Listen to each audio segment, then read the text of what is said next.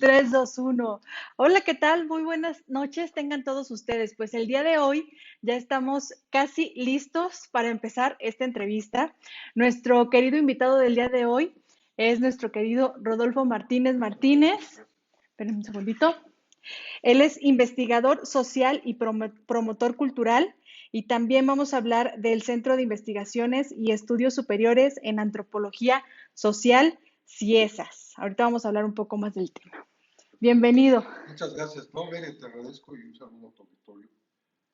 Decirte de entrada que me parece esta experiencia muy rica, muy innovadora Okay. y pues en particular yo te agradezco la oportunidad de poder comunicarnos con tu auditorio, que sabemos que es bastante, que tiene mucha audiencia entre el viejo pueblo de Tacubaya. Un saludo. Sí, es lo que te iba a decir. Siempre que invito a gente de Tacubaya, nos va muy bien en las vistas. Muchísimas gracias. A Ahorita no tu- será la excepción. Exactamente. A ver, vamos a ver que ya estemos en... A ver, ¿qué está pasando? Espérenme un segundito. No te preocupes. Aquí seguimos. Cocoa se sabe la jugada, ¿verdad? Tiene actitud de forma. Ya está, ya estamos. Perfecto. Bueno, pues entonces nuestro tema del día de hoy es la riqueza de las culturas, Rodolfo. Para ti, ¿cuál es la importancia de promover el conocimiento de cada cultura? Bueno, es que es necesario porque tiene que ver con nuestro pasado, con lo que nos da identidad, es decir, esta manera de ser como somos. En México, que por cierto, en México hay una diversidad cultural, étnica y lingüística impresionante. Estamos, amigas, amigos, a unos pocos días de, como cada año, el 21 de mayo, celebrar el Día Mundial por la Diversidad Cultural para el Diálogo y el Desarrollo, que es una fecha que la UNESCO, esta Organización para la Educación, la Ciencia y la Cultura de Naciones Unidas, pues se ha propuesto cada año hacer resaltar para que en el mundo justo tengamos esta conciencia de que lo que caracteriza al planeta es la diversidad. Y en México, particularmente en México, hay una peculiar riqueza de expresiones culturales que también, hay que decirlo, están asociadas a expresiones de vida que son la llamada biodiversidad. De modo que, en síntesis, el trabajo que nosotros hacemos tiene que ver con promover la vida, pero la vida en un contexto en el que somos mexicanos, en el que somos chilangos, a mucha honra, en el que somos tacubayos, por ejemplo, o Ajá. en que somos chiapanecos como mi esposa, que me da un saludo muy amoroso, y que pues esto nos muestra la diversidad del mosaico que realmente somos. Una vida dedicada a esto. Esa es la que he empeñado yo hasta ahora. Sí, es bien importante conocer la cultura. De ahí podemos sacar muchísima información que nos puede servir. Siempre tenemos muy presentes las culturas prehispánicas. ¿Qué significa prehispánico? Dile a la audiencia. Bien, bueno, esto es antes de que llegara la colonia española en el siglo XVI, como sabemos, estamos a unos cuantos días, meses tal vez, pocos días de recordar, porque no hay nada que celebrar la conquista de la corona española de estas tierras, que además yo creo que nunca terminaron de conquistarlas, ¿no? Ujú. Siempre ha habido una resistencia frente al coloniaje europeo y bueno, lo prehispánico es precisamente todo esto que había originariamente en este continente antes de la llegada de los españoles. Ujú. ¿Qué puede contarse? Bueno, son estos pueblos originarios en el sur, los incas, de este lado, la gran variedad de pueblos náhuatl, porque no olvidemos algo, mira, cuando llegan acá los españoles, no olvidemos, amigos, que lo que encuentran es, digamos, la etapa ya decadente de un pueblo náhuatl asentado aquí en el valle, Ujú. uno de ellos que era el pueblo azteca, Sí. pero es solo una expresión de otros 7 pueblos que ya habían llegado antes y que era una muestra de justo esta diversidad que caracterizaba al valle de Okay. Náhuatl. De modo que esto prehispánico lo que nos está anunciando es realmente toda una historia anterior que nos han dicho que es nuestra prehistoria. Pero mira, tiene mucho que ver con el interés de no valorar y dejarnos entender que nosotros tenemos un pasado anterior a la llegada de los españoles y que es un mismo proceso de historia, solo que es un proceso más largo, que va Okay. más allá justamente del siglo XVI hacia atrás y que te deja ver, por ejemplo, la existencia de la cultura olmeca, como cultura originaria del mundo, además, es una de las culturas madres. Ujú. Después la cultura tolteca, acá en Hidalgo, los atlantes, estos fabulosos gigantes, que no son los mismos atlantes del Atlante que después también hablaremos, sino aquellos atlantes míticos que fueron gloria en cultura, que después los aztecas heredan, más bien se la apropian, porque los aztecas eran un poco especialones. Sí. Se apropiaban de las cosas y luego borraban la historia y la acomodaban. Yo no sé a quién se parece ahora, pero acomodaban las cosas a su voluntad y a sus necesidades propagandísticas, de modo que de Ok. lo que estamos hablando es justamente de un legado histórico que podríamos decir tiene alrededor de unos 4.000 años antes de la llegada de los españoles. De Ok. eso estamos hablando, sí. Y lo hemos visto, mira, por ejemplo, aquí en Tacubaya, nos encontramos en la colonia San Miguel Chapultepec. Agradecerte tu hospitalidad, muchas gracias. Se siente calidez, eso es muy lindo. Este lugar tiene una antigüedad pues, que va por lo menos unos 2.000 años antes de Cristo. Tacubaya es, como se sabe, un lugar de manantiales originalmente, pero también en el registro, digamos, histórico que aparece en los códices que se lograron rescatar, Tacubaya es el lugar donde se dice que se descubrió el Atlas, que es una arma milenaria, Ok. es así más que prehispánica, porque viene como se sabe. Un Ujú. amigo nuestro, el investigador, y quiero darle su crédito a Bernardo Morales González, él es el cronista social de Tacubaya. Ok. Y él ha trabajado muchos años en escarbar la historia de estos lugares y ha encontrado en los códices, que es un trabajo bien interesante que él ha hecho de releer los códices antiguos para en esa relectura Ujú. relocalizar las trazas culturales originales de este lugar antes de la llegada de los españoles. Ok. Y entonces esto le llevó a darse cuenta que Tacubaya justamente era un lugar simbólico y ritual dedicado precisamente al cultivo del arma del Atlas, que era un arma mortífera. Ya en otro momento, si gustan, incluso te podría presentar a algunos amigos que Ujú. se dedican a eso, el cultivo Ah, de sí. las armas antiguas, que ahora ya es un juego, digamos, autóctono, ya está considerado como un juego autóctono. ¿Pero qué era esa El arma? Atlas es una lanzadera de dardo que Ok. se colocaba en el brazo, en el antebrazo, en la parte superior. Tiene una ranura en donde entra puede ser un dardo que va desde 30 a 40 centímetros hasta dardos que pueden medir hasta 1,50 o 2 metros. Ok. Con el juego de extensión del brazo, esa lanzadera, cuando la lanzas, cuando avientas el dardo, adquiere una velocidad impresionante y un gran alcance que llega a tener un alcance hasta de 100 metros.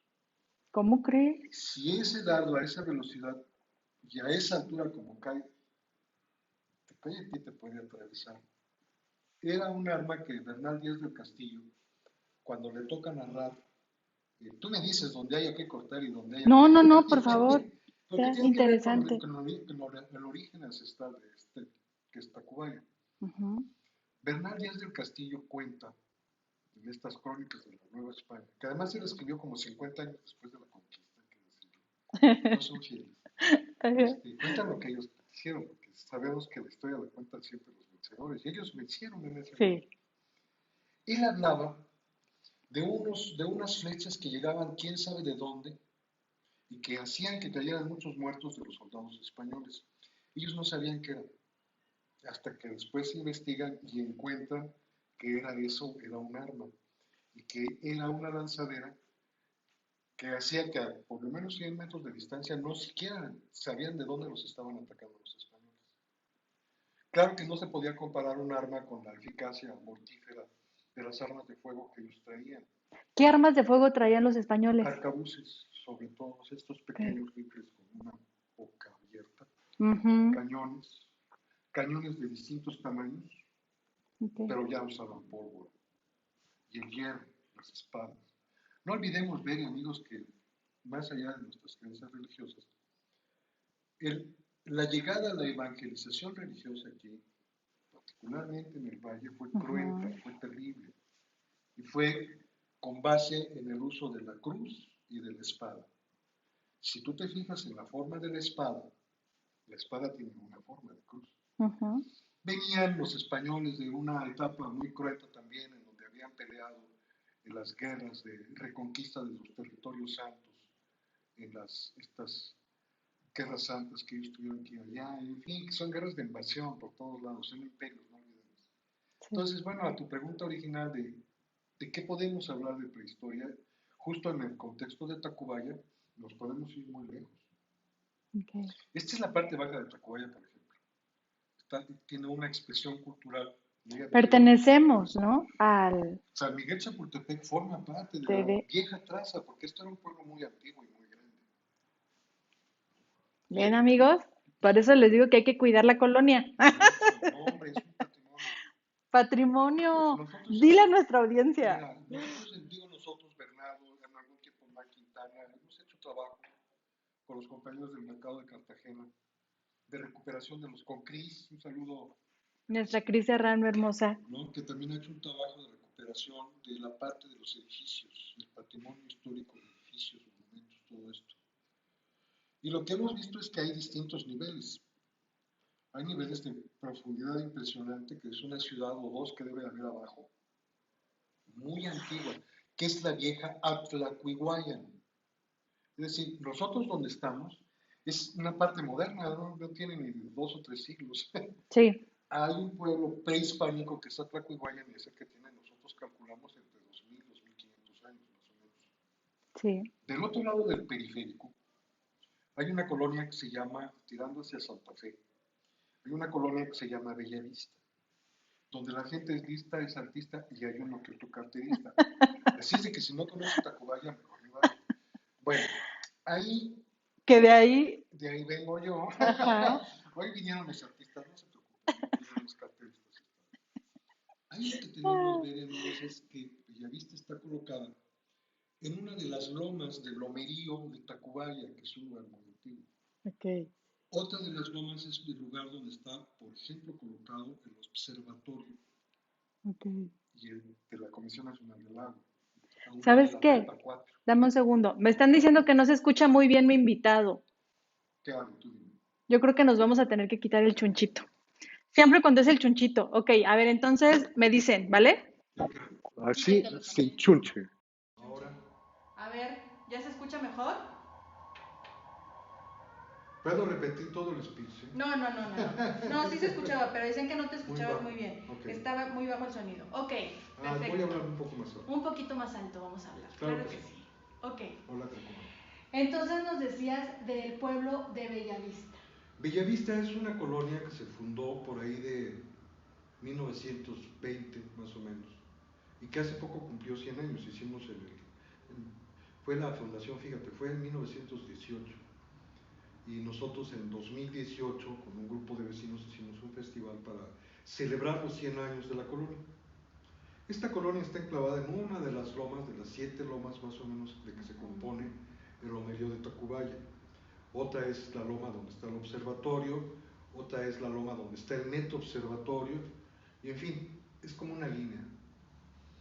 Por donde nosotros vivimos, que es justo la unión entre la alcaldía Miguel Hidalgo con la alcaldía de Álvaro Obregón, ahí comienza, según nos ha contado un amigo que ha investigado mucho este tema, César Ortega, le mandamos un saludo muy cordial a César Ortega.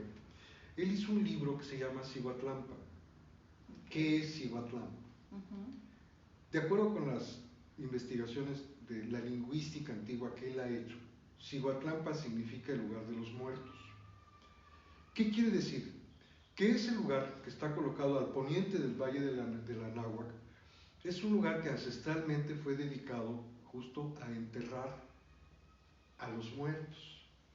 Pero lo que han investigado, fíjate qué bonito ver, amigos, aquí va el dato, que durante casi 2000 años ese lugar sirvió para enterrar a las mujeres que morían en el primer parto y que por tanto se convertían en las hijas de una diosa mexicana que se llama Cihuacóatl.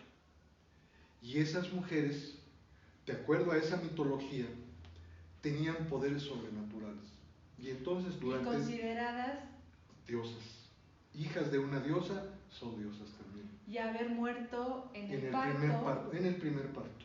habían muerto en guerra, ¿no? Era una batalla por la vida. Exactamente, de eso se trataba. Y era una de las máximas batallas que entre los náhuatl respetaban. Eso te habla de la importancia que tenía la mujer para ellos. Era un papel fundamental. No olvidemos que en estas culturas no había una dominancia patriarcal, que es la que heredamos después con la dominación española. Si algo nos trae Occidente es la dominación patriarcal, el machismo en el poder. Ojo, porque las culturas prehispánicas, si algo las caracterizaba, era su armonía con el mundo, y otra, el respeto a la dualidad, por tanto al valor de la mujer como complemento en la vida. Entonces la Cihuacóatl realmente no era la esposa de Quetzalcóatl, como nos han hecho creer, sino es la dualidad de la serpiente emplumada, que es la diosa serpiente mujer, la Cihuacóatl, que además es la diosa más importante del panteón mexicano. El lugar de culto de la Cihuacóatl está localizado ahí.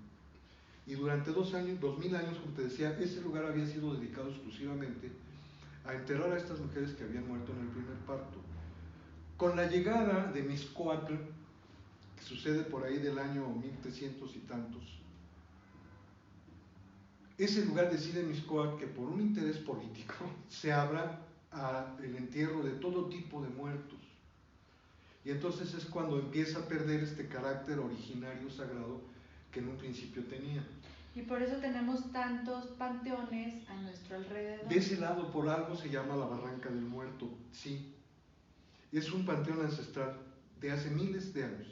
Así es que quienes hayan hecho sus casas por ahí y en la escarbadera de los cimientos se encontraron osamentas, no se asusten.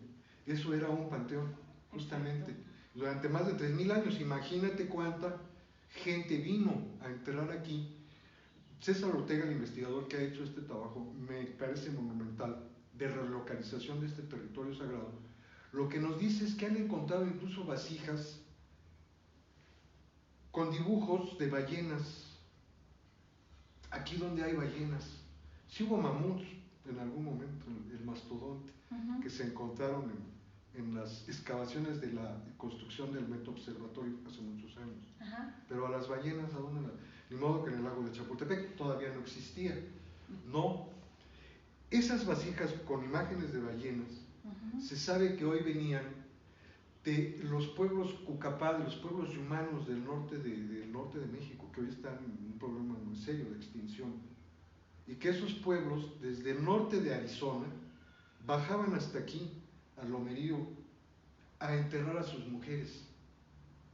Y en ofrenda traían a la diosa Cihuacóatl platos, armas, flechas, lo que era característico de la identidad cultural de cada pueblo.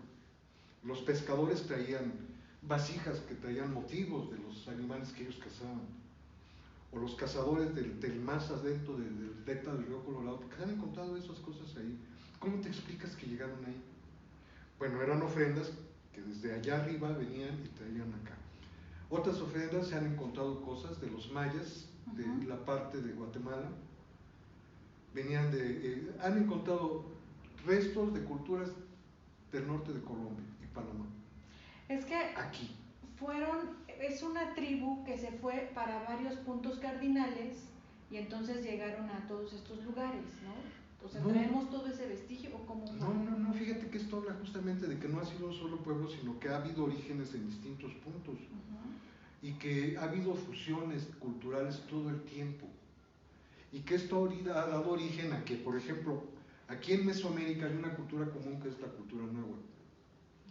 Y de esa cultura náhuatl, toda lo que hoy se llama Mesoamérica, pero realmente abarca hasta lo que también se conoce como Aridoamérica, que es de Zacatecas para arriba, y que ahí todos estos pueblos, el viejo mito, ¿no?, del origen de los pueblos de Aztlán, que vienen de Aztlán, que es un lugar mítico también. Estos 7 pueblos náhuatlacos que llegaron aquí al valle a instalarse, uno de ellos era, pues, por ejemplo, los Xochimilcas, los Culhuas, que fundaron Culhuacán, los Chintolos, que les decían que fundan Azcapotzalco.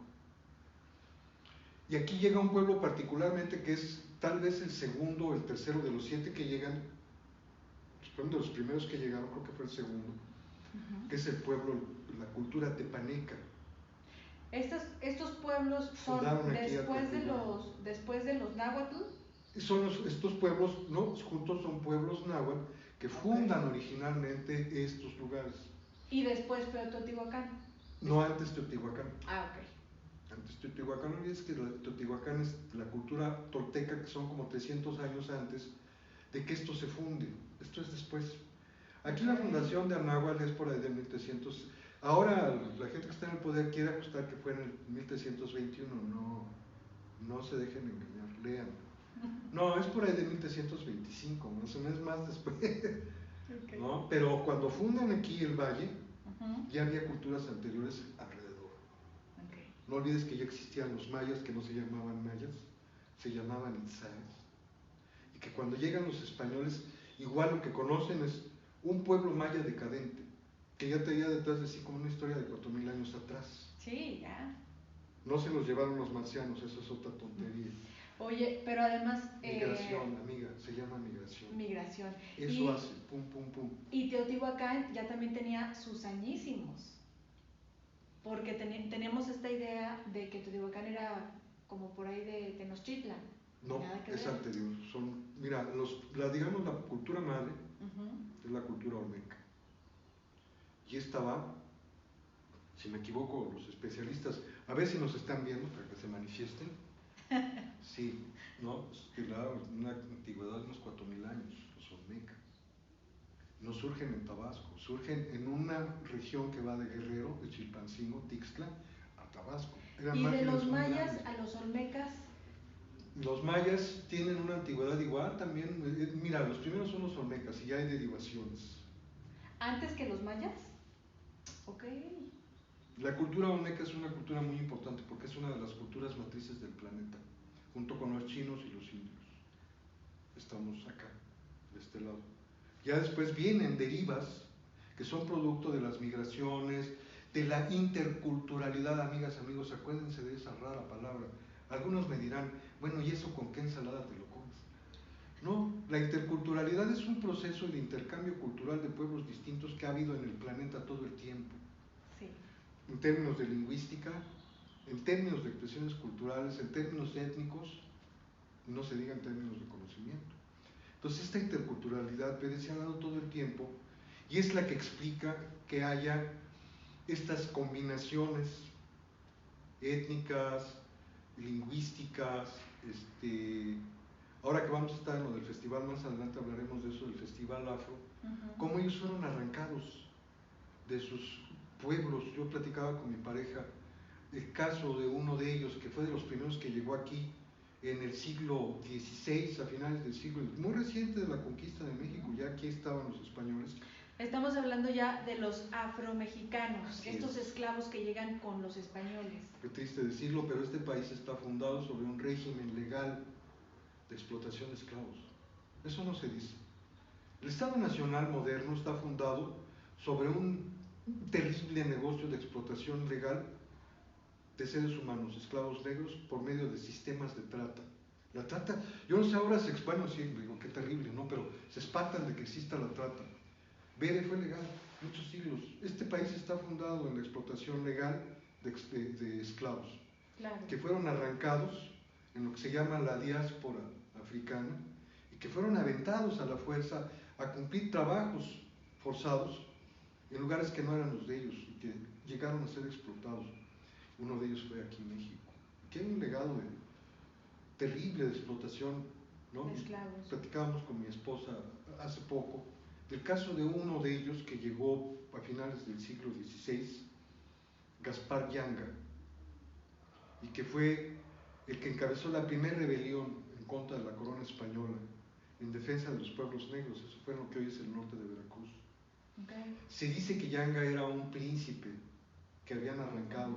Es muy probable porque si no podemos hoy, digamos, dar evidencia científica de que efectivamente pertenecía a alguna casa real africana, lo que sí sabemos es que fue un hombre que tuvo el gran valor, la fuerza, el liderazgo, la inteligencia, y los conocimientos necesarios para mantener libre a su comunidad por más de 30 años. Es todo un caso. ¿En qué año fue esto?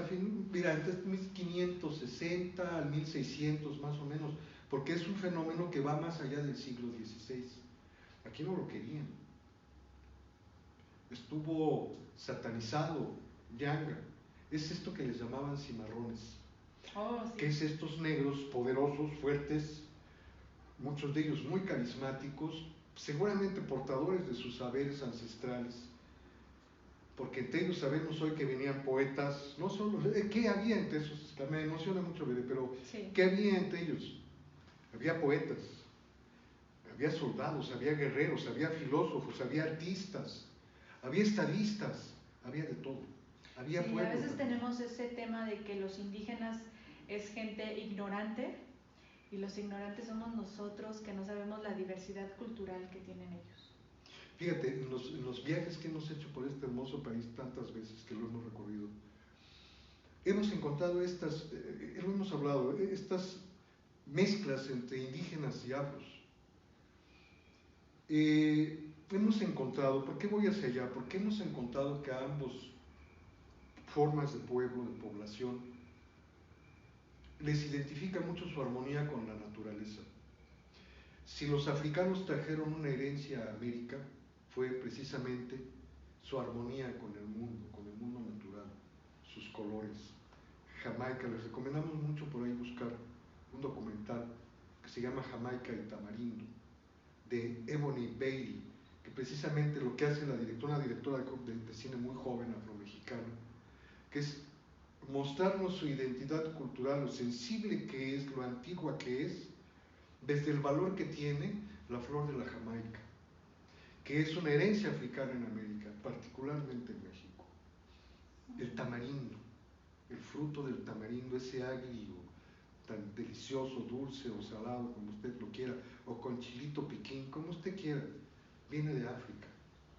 Y mira, como eso, nosotros no nos damos cuenta que en el habla viva diaria, en nuestro país, por ejemplo, el náhuatl está latente, pero también palabras que vienen de África, mondongo. Un niño que anda encuerado por las playas de la Costa Chica y por Marquelia es un niño chirundo. Okay. Es bello, emociona. ¿De dónde a dónde es Costa Chica? Mira, ocupa dos partes, es una región. Ocupa dos partes, una que va del sur del estado de Guerrero, que colinda con la frontera de Oaxaca. Entonces se configura con dos pedazos de dos estados, Guerrero y Oaxaca. La parte donde hacen frontera estos dos estados es una línea muy importante porque define mucho la localización de la identidad afromexicana, que es la frontera entre Guerrero y Oaxaca, que del lado de Guerrero es un municipio que se llama Marquelia, que tiene unas playas preciosas, y del otro lado está Pinotepa Nacional. Es una región que se identifica, mira, se identifica mucho por su biodiversidad, porque tienen una cohesión de expresiones endémicas. Está la laguna de Chacagua, por ejemplo, en Pinotepa, pero del lado de Marquelia también están esas playas maravillosas. Pero algo que los identifica y que los une realmente es su identidad cultural, su negritud. Porque también, como decíamos hace ratito, o sea, ellos legalmente se tienen que llamar afromexicanos, pero entre ellos se pueden decir negritos, morenitos, bueno, hacían de la Costa Chica. Tú hiciste bien, hiciste una investigación preocupada porque este asunto, además es muy novedoso, déjame decirte, y que tiene que ver con un tratamiento legal, justo porque a ellos se les ha negado durante casi 500 años una identidad no solo cultural, sino una identidad también legal. No son sujetos de derecho. Entonces, muy recientemente, a partir del año 2019, se emite un decreto presidencial con el que se les otorga el reconocimiento constitucional, de modo que ellos ya se convierten en sujetos de derecho en términos personales, pero también en términos de derecho colectivo. Sí, porque no son indígenas. No son indígenas, es que es el asunto. Mira, tú acabas de tocar un tema muy delicado, porque el Estado mexicano populista, que sigue siendo, se inventó en el siglo XX un concepto que le llama indigenismo. pero que más fue un concepto de dominación, porque era convertir a los pueblos originarios en clientelas políticas de sus políticas. Y entonces, ¿qué pasó? Que en el mismo eso saco... no pasa, ¿verdad? No, eso no pasa. Casi no, pero bueno, estamos hablando de otro país, por supuesto, no pasa aquí, ni en otros Yo países. tengo otros datos. ¿Tú tienes otros datos? Pues a ver qué día nos comparten, porque queremos conocerlos. El asunto es que metían en la misma bolsa a indígenas y afros, cuando de todas las formas posibles son diferentes. Entonces ellos se vinieron peleando contra el Estado mexicano, por supuesto, hay que decirlo, que es una lucha la que estableció el movimiento nacional afromexicano por reclamar su reconocimiento constitucional y para separar los campos, Bere, porque ese era el asunto, que hasta los llevaba a conflictos políticos. ¿Y por qué? Por los malditos recursos. Porque se les daba más a los pueblos indígenas que a ellos, porque ellos no tenían todavía el reconocimiento constitucional. No tenían derechos. No tenían derechos. Les pasaba mucho a los chilangos, nos pasó mucho tiempo que éramos, yo creo que tú eres muy joven, pero has de recordar que hasta hace pocos años no teníamos derecho a elegir a nuestros gobernantes. Éramos un estado de segunda porque no teníamos congreso local, porque no teníamos una constitución propia. Bueno, algo muy parecido con los afros. No tenían un régimen legal que les reconociera sus derechos. Fíjate, qué grave. Que elementalmente son derechos humanos. Derecho a la educación, derecho a la alimentación, derecho a la justicia. Derecho a ser censado, imagínense, no eran Derecho censados. a ser, sí, no contaban. Imagínate, casi después de 500 años, y en qué condiciones estaban. Yo sé que la gran población está así también, vivimos en un país que si algo lo caracteriza es su terrible desigualdad. Y ahí están metidos ellos. Pero era necesario dar el paso de ese reconocimiento constitucional para poder desagregar los campos y entonces sí trabajar con cada población, con algo que en la interculturalidad se ha dado a desarrollar mucho últimamente, que es pertinencia cultural y lingüística.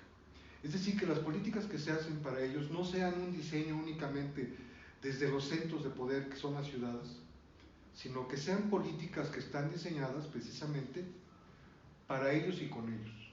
Exactamente, todo debe de ser consensuado con la población que existe en el lugar, sea el que sea, colonia, entidad, estado. Tiene que ver con el dinero, mira, porque eso hace que las políticas tengan sentido, pero también recursos claros y no se los anden llevando por ahí manos extrañas. Exactamente. Y si me permites adelantar, mira, eso tiene que ver con algo que estamos haciendo y que vamos a inaugurar el próximo viernes. Y si me permites invitarte, sí, invitar al auditorio, por supuesto. Para que ahorita leamos los comentarios y las preguntas. Va.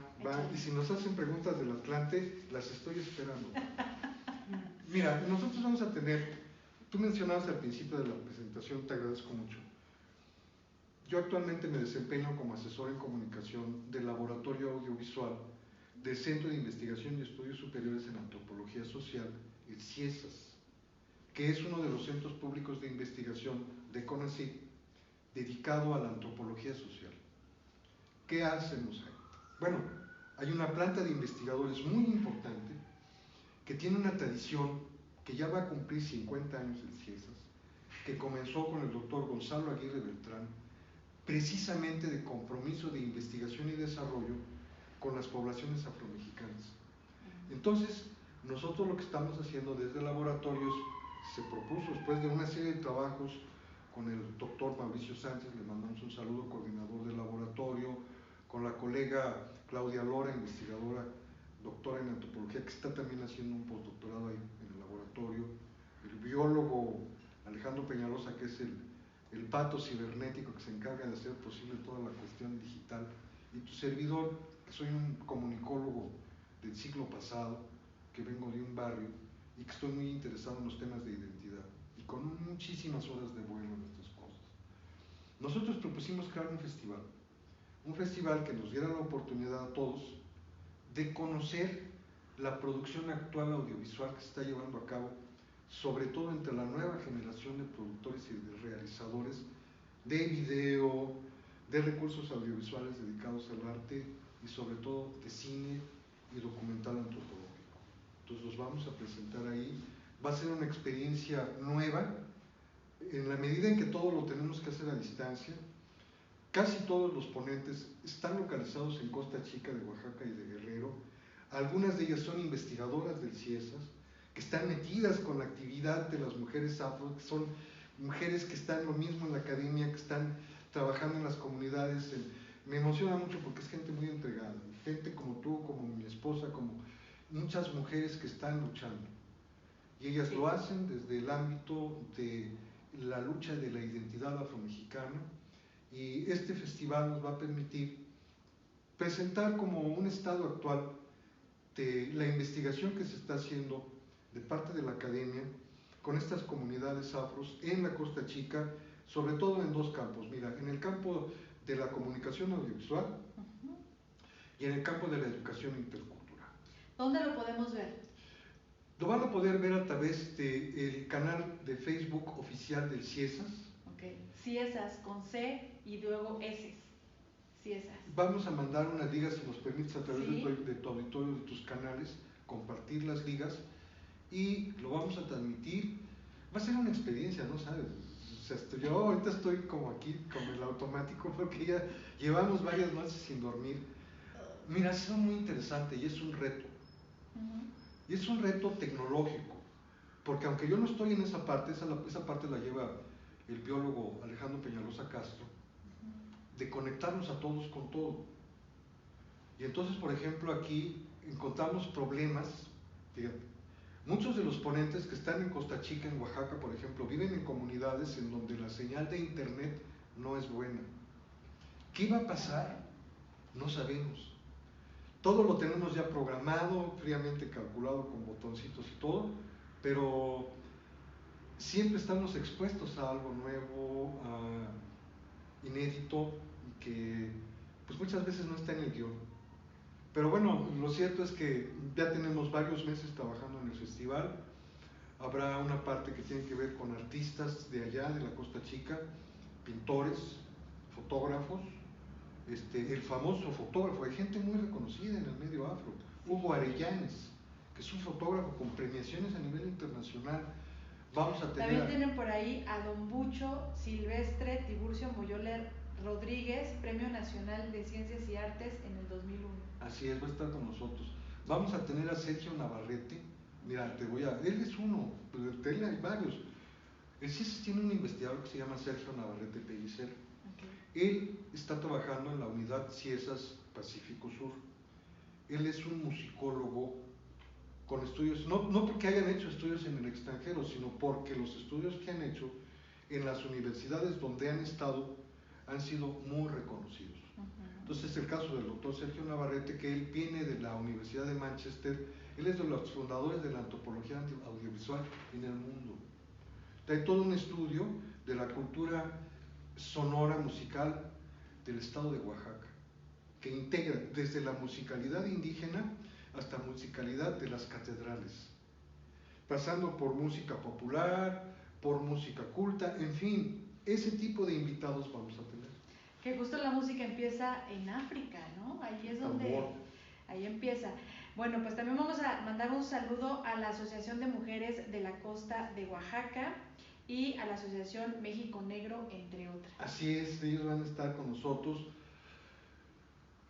No directamente México Negro, pero sí gente que ha estado muy cerca de México Negro, de organizaciones. Fíjate que yo, cada que me preguntan, ¿qué onda? ¿Cómo va el festival? Híjole, no sé, está vivo, pues se mueve para todos lados. Es mucha gente que está participando.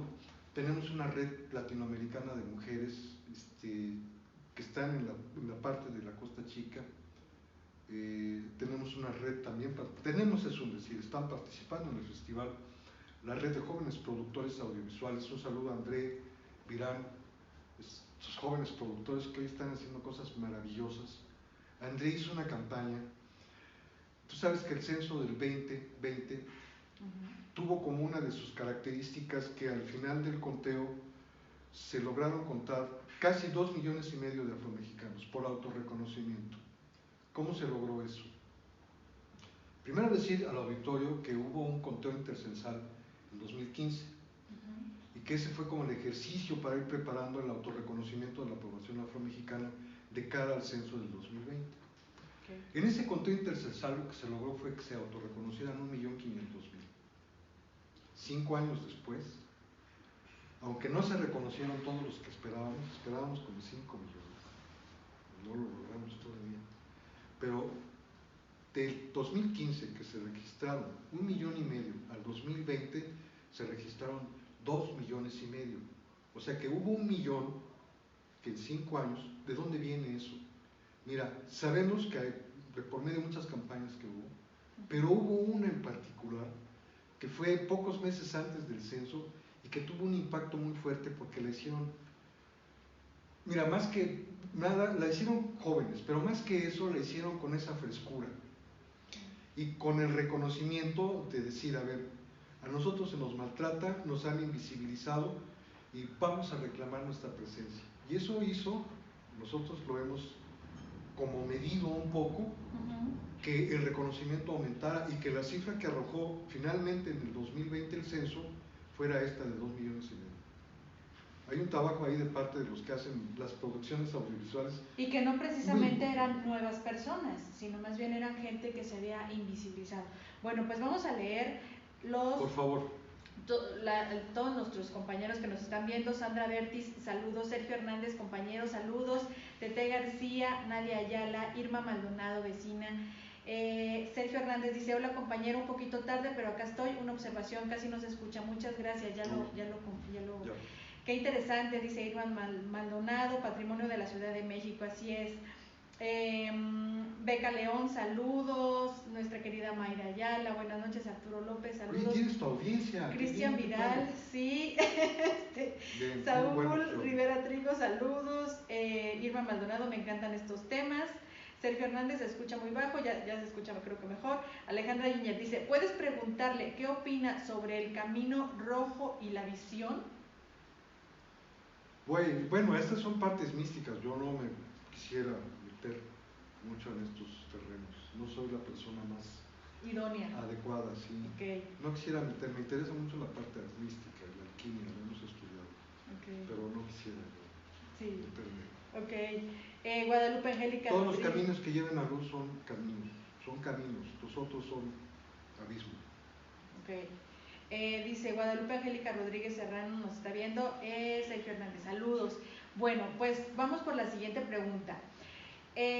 Justamente estas culturas que vienen, ¿no? Y que vienen en los barcos de los españoles y que venían, pero así pegaditos. Cuéntanos cómo venían estos esclavos. Sí.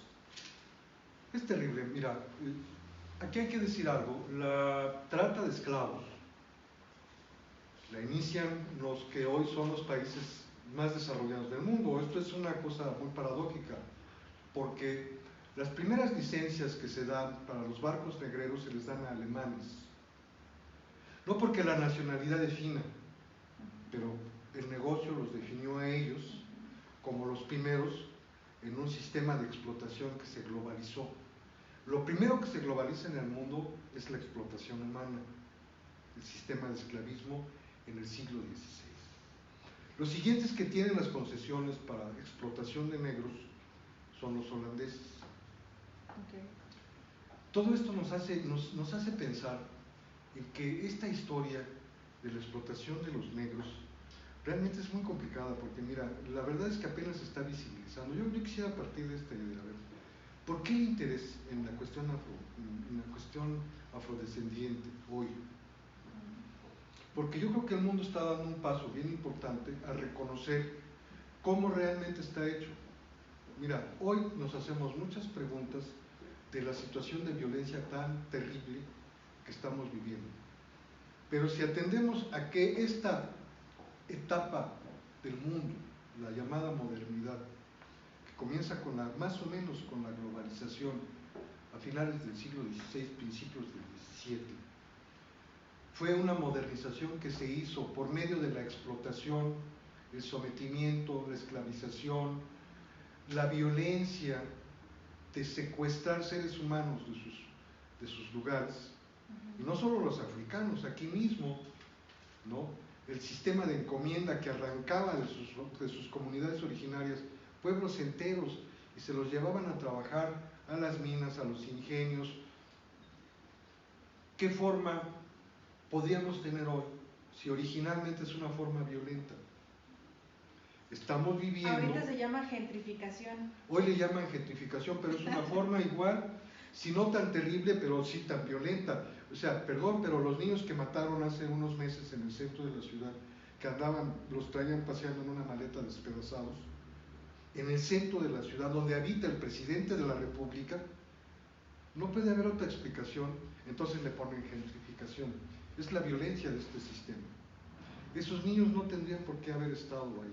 Tendrían que haber Porque estado, eran niños Mazahua, ¿no? eran niños mazaguas. Tendrían que haber estado en una escuela intercultural. Ojo, morenos, hay que apostar por la interculturalidad, porque es por ahí. Vivimos un momento muy terrible de desencuentro. De desencuentro. Sí. Y entonces yo creo que el camino de la cultura, de reconocernos, un poco para retomar, me emociono y a veces me brinco, pero yo creo que el asunto de reconocer el valor cultural que tiene este país es en este momento fundamental. Porque mira, nos han educado a la devaluación, nos han educado a entendernos siempre por debajo de los demás. Cualquier cosa que refiera a este país, a México, es indigno, es pobre. No. Estamos viendo en esta muy humilde plática que aquí tenemos con Berenice, es precisamente echar una mirada a esta riqueza que nos caracteriza como país y por fin darnos cuenta que estamos hechos mucho más que de banalidades, mucho más que de una sociedad de masas, de espectáculo, mucho más que de corrupción, mucho más que de agandalles, de ocultaciones, de desinformación, o que le llaman fake news y todo esto. Sí, sí, no podemos ser un país tan rico y tan vasto y creer que somos pobres.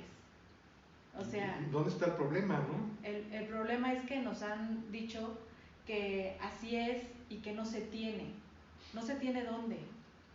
Fíjate que hace años nos visitó una amiga, Ann Kuster, en algún momento Ana verá este video, una amiga colega, comunicóloga intercultural que vino de Alemania. Y ya sabes, yo aquí el Tacubayo, no, mira Ana, vamos Tacubaya para que conozcas. Y un día la trajimos a que conociera. La llevamos a los murales que están allí en José María Vigil, todos polvosos y llenos de mugre, ¿no? Y le platiqué la historia. ¿Por qué ahí, Bere? Porque es el centro de Tacubaya, realmente, el viejo centro. Cuando caminamos hacia acá, hacia tu rumbo, por ahí por la embajada de Rusia hoy, nos paramos enfrente y me hizo una gran pregunta. ¿Por qué Tacubaya, siendo tan importante culturalmente, está tan maltratado y tan abandonado? Yo no le pude contestar. Creo saber por qué, pero no me atreví. Porque somos muy descuidados, pero también porque tenemos un problema en general, por eso lo abordo por ahí. Vivimos en un atraso terrible, y es un atraso inducido sistemáticamente. ¿Cómo se manifiesta este atraso? Haciéndonos creer que somos menores, que esta sociedad no tiene valores culturales. Tú hace rato la decías muy puntual. Creemos que los indígenas son ignorantes, pero los ignorantes somos nosotros porque ni siquiera conocemos las lenguas. En efecto, o sea, tenemos esta actitud discriminadora. Vivimos en un país altamente discriminador. Vivimos en un país dominado por el racismo. Y entonces, ¿qué pasa? Que en realidad vivimos en un atraso porque nos han educado, o mal educado diría yo, a no reconocer en nosotros mismos nuestra composición cultural, que es muy grande, es diversa. Y nos hacen creer que las casas viejas no tienen ningún valor porque pues ya están pasadas de moda. Y, o sea, no manches. O sea, no manches. Mira, es justo ese es el punto. A ver, nos han enseñado a mirar de un modo y no de otros. Y justamente cuando uno voltea, yo veo mucho trabajo que hace Cristina Cristal de aprender, enseñarle a los niños a aprender a valorar qué es esto. Sí. Tiene un valor patrimonial. ¿Qué es el patrimonio? Pues que es una riqueza común, que nos corresponde Hablas de a todos. nuestra querida Cris Serrano. Así es. Cris Serrano. ¿Qué es un patrimonio común? Yo he observado los ejercicios que hace ella y lo que les invita a los niños es a pensar en la importancia de defender tu espacio, no permitir que lo maltraten. Entonces eso está muy bien porque hace que, mira, todo el Valle de Anáhuac, toda la Ciudad de México es rica. Sí. La persona que conoce su historia tiene arraigo.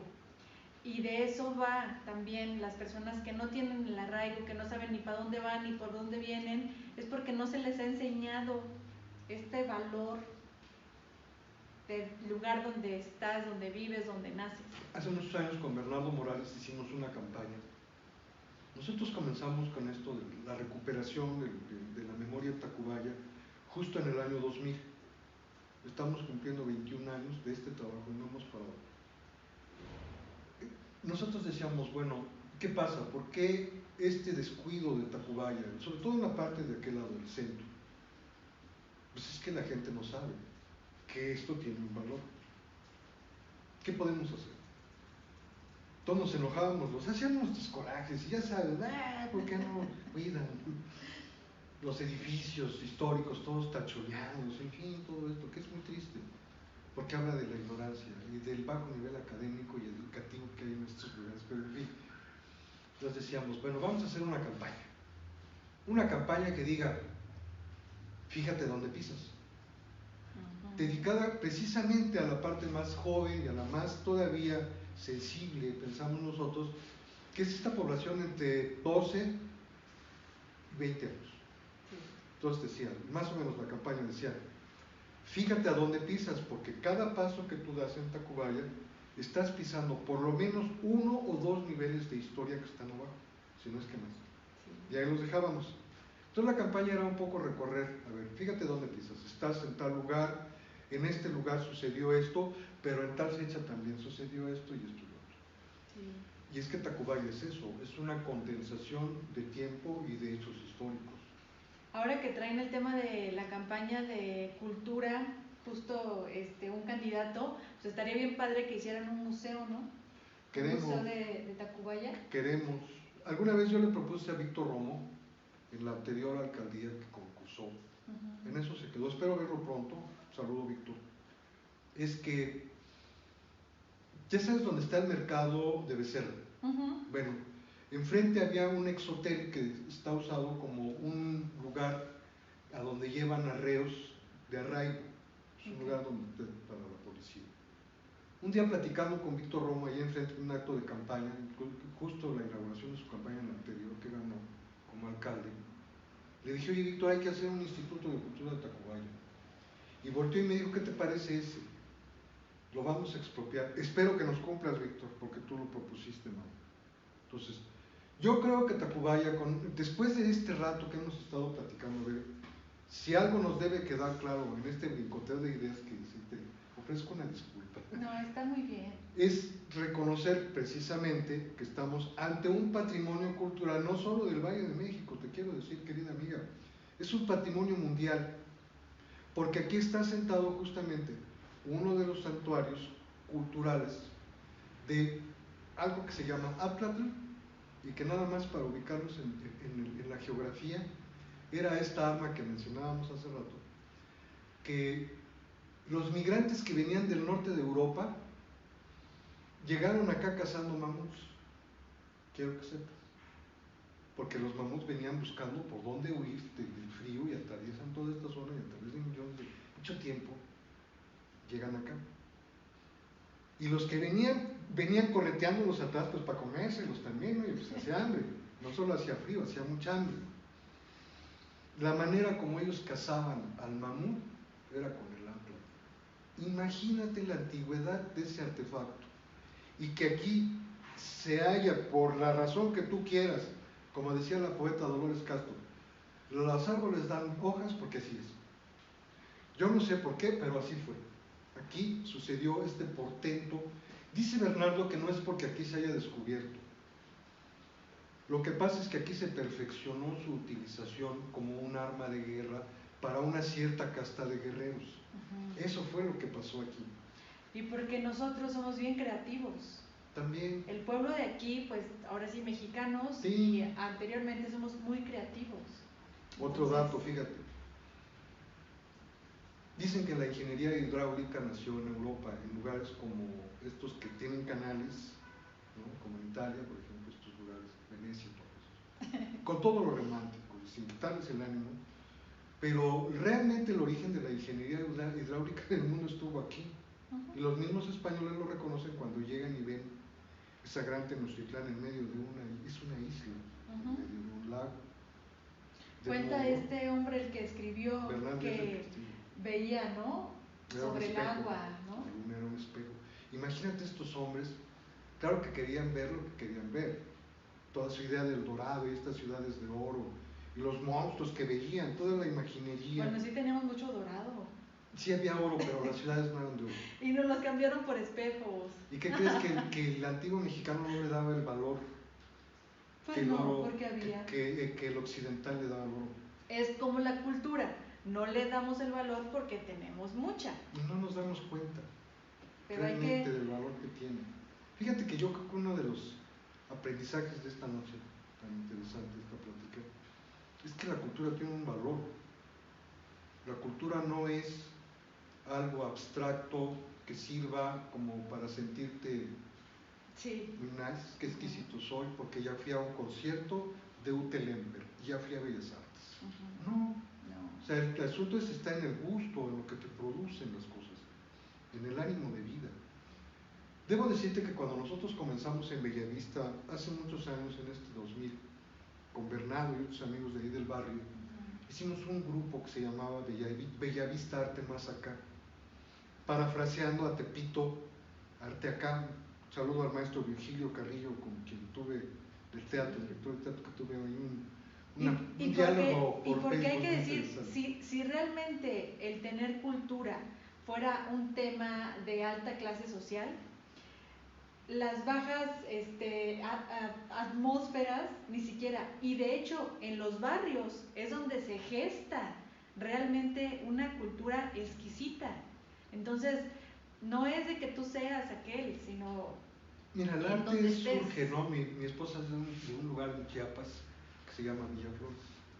Y he de decirte que ellos tienen allá, sabe la gente, que es un lugar que donde tú levantes una piedra ahí vas a encontrar un poeta. O sea, hay poetas por todos lados, Heraclio Cepeda, Telma Nava, los de la Academia de la Frailesca, de la Real Academia de la... Esa es una cuestión, lo que te quiero decir es que ahí la cultura y el conocimiento es endémico, es una característica de ellos. Yo creo que este país, una característica de este país es que la cultura es endémica.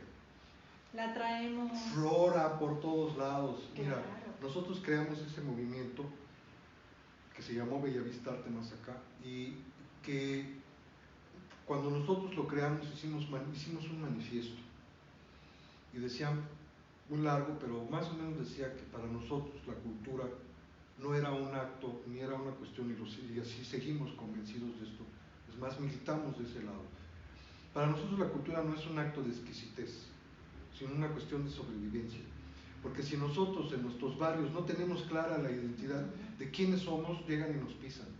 Y entonces para nosotros realmente saber que somos de Bellavista, saber que somos de Tacubaya, que contenemos una cultura, que mi abuelo fue fundador del Atlante, que hay toda una historia detrás que nos une, es lo que a mí me da firmeza, que me da presencia y me da el valor de seguir. Sí. De seguir. Y de compartir el conocimiento por el mero hecho de compartir, porque a veces no se reconoce monetariamente. No, exacto. Mira, ahí te iba a decir, por el hecho de compartir, pero sí, pero mira, te voy a decir ahí, por ejemplo, en mi casa es como una cultura, es como una educación. A nosotros a mí me educaron así, que había que compartir. Mis papás, lo poquito que me dieron en vida fue una carrera universitaria, es mi única herencia. Y yo aprendí en la universidad que había que compartir el conocimiento. Al menos con mis maestros, saludo a Fátima Fernández Cristi y al doctor Pablo Marentes González, lo que nos enseñaron fueron buenas cosas. Sí. Como periodistas nunca nos enseñaron a corrompernos, nos enseñaron a compartir el conocimiento, y que el conocimiento precisamente es la llave para el crecimiento humano. No hay otra forma. Así es. Pues muchísimas gracias, Rodolfo. Fue una súper plática. Muchas gracias a todos los que se quedaron al final. Déjenme leer aquí los comentarios. Dice Sergio Hernández, excelente plática. Saludos al invitado, nuestro querido Rodolfo Martínez. Pues muchísimas gracias a todos los que estuvieron aquí. Estuvo larguita la entrevista, pero... ¿Cuánto duró? A ver, déjame ver. Más de una hora.